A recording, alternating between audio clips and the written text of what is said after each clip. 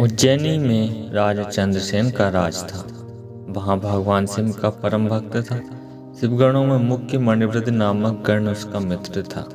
एक बार मणिभद्र ने राजा चंद्रसेन को एक अत्यंत तजोमित चिंतामणि प्रदान की।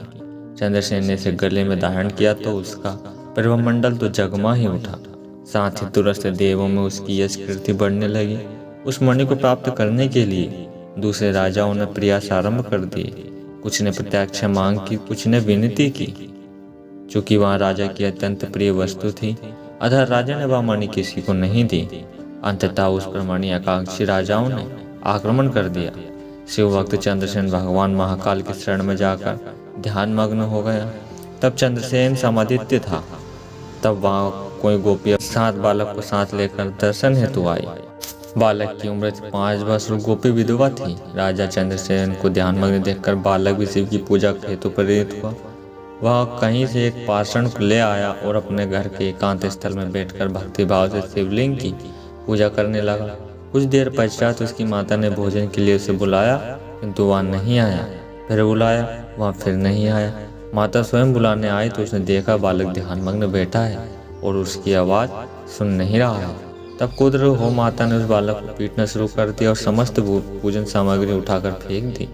ध्यान से मुक्त होकर बालक चेतना में आया तो उसे अपनी पूजा को नष्ट देखकर बहुत दुख हुआ।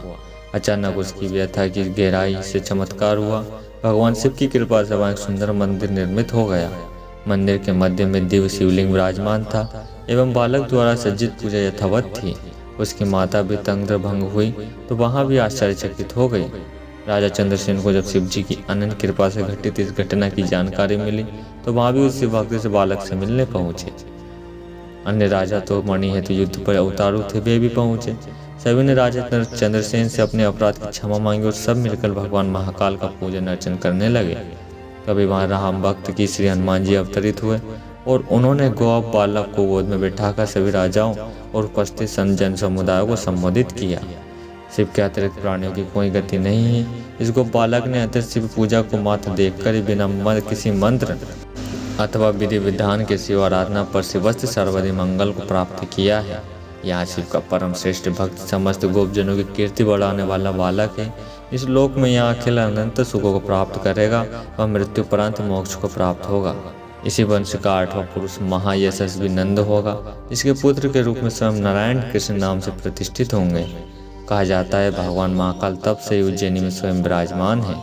हमारे प्राचीन ग्रंथों में महाकाल की असीम महिमा का वर्णन मिलता है। महाकाल साक्षात राजा देवता माने गए हैं।